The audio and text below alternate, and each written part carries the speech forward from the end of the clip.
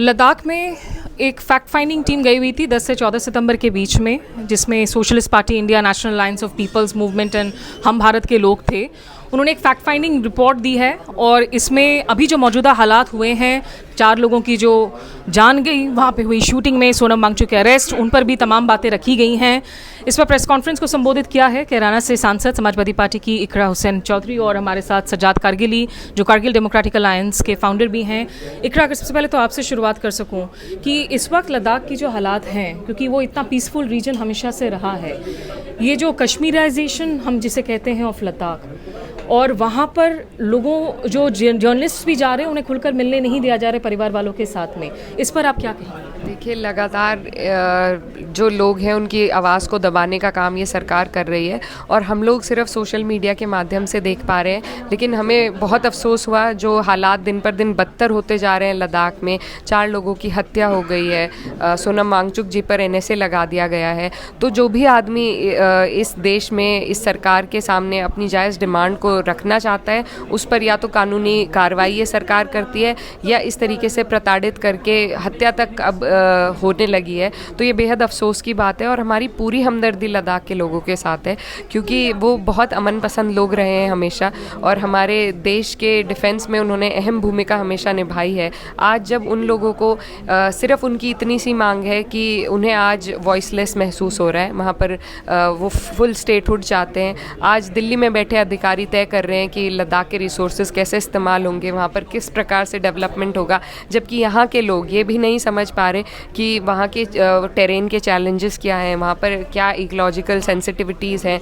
तो ये एक बहुत ही जायज़ डिमांड है, इसको भी ये सरकार दबाना चाह रही है। ये हालात पहले मणिपुर में उत्पन्न हुए, वहाँ के लोगों को 1.5-2 साल तक कोई सुनवाई इस सरकार की तरफ से नहीं मिली। लेकिन हमारी कोशिश ये रहेगी कि हमें पिछले जो हालात हैं उनसे सीख लेकर हम लद्दाख के लोगों के साथ वो नहीं होने देंगे जो मणिपुर में हुआ। हम लोग ऑल पार्टी डेलीगेशन बनाकर जाएंगे लद्दाख में, वहाँ के लोगों की आवाज़ को मजबूती देने का काम करेंगे और संसद में भी इस मुद्दे को हम ज़रूर उठाएंगे। लेकिन आपको लगता है आप लोगों को जाने की इजाज़त दी जाएगी? आप लोग आज बरेली जाने की कोशिश कर रहे थे, आई लव मोहम्मद को लेकर जो वहाँ पर अरेस्ट हो रहे हैं, डिटेंशन हो रहे हैं, उसके खिलाफ आपको रोक दिया गया। संभल में आप पहले जाने की कोशिश कर रही थी, तो वैसा ही किया गया था? जी बिल्कुल। देखिए, आज रोका गया है, लेकिन ये हमारा फ़र्ज़ है, दायित्व है कि हम अपने लोगों के बीच में पहुँचे उनके ज़रूरत के वक्त में। और चाहे बरेली हो या लद्दाख हो, एक ना एक दिन, कितने दिन तक हमें रोक लिया जाएगा? ऐसा कोई कानून नहीं है जिसके तहत ये हमें रोक सके, ऐसा कोई आदेश नहीं है इनके पास। लेकिन तानाशाही पर साफ तौर पर ये सरकार उतर आई है।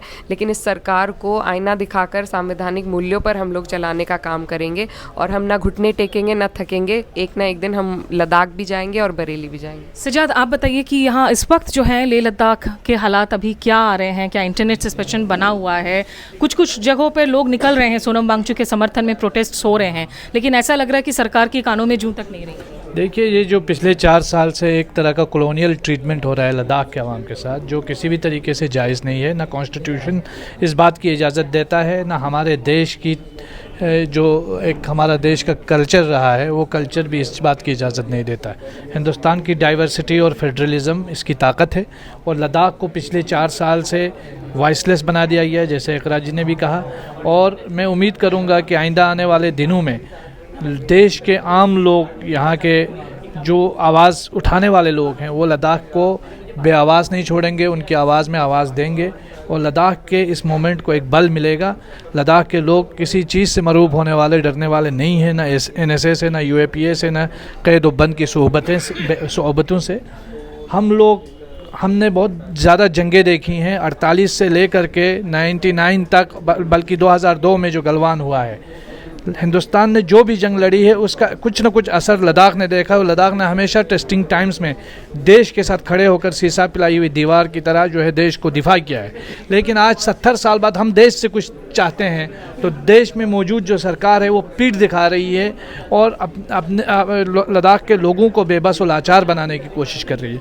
हम इस तरह के कॉलोनियल ट्रीटमेंट को बिल्कुल बर्दाश्त नहीं करेंगे। जिस तरह का वातावरण इस वक्त लद्दाख में पैदा किया गया है, मणिपुर और कश्मीर की तरह लद्दाख को ट्रीट करने की कोशिश की जा रही है, जो काबिल कबूल नहीं है।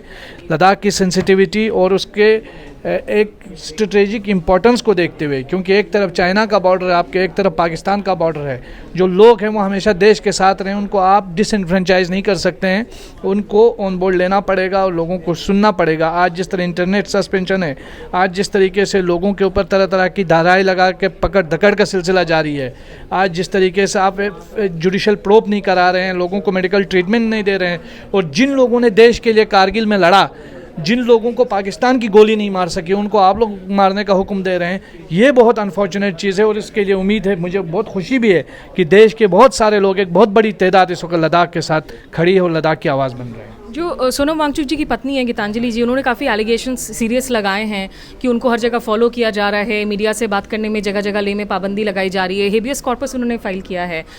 सुप्रीम कोर्ट से क्या उम्मीदें हैं? क्योंकि कोर्ट ने एक तरफ जहां पर बुलडोज़र को लेकर कुछ बातें कहीं, कहा कि ये गलत है, फिर भी हम देखते हैं बुलडोज़र एक्शन हो रहा है, और प्रोसेस इज़ द पनिशमेंट जो है वो बन चुका है आज की तारीख में, खास करके जब ड्रकोनियन लॉस का इस्तेमाल किया जाता है, NSA हो या UAPA।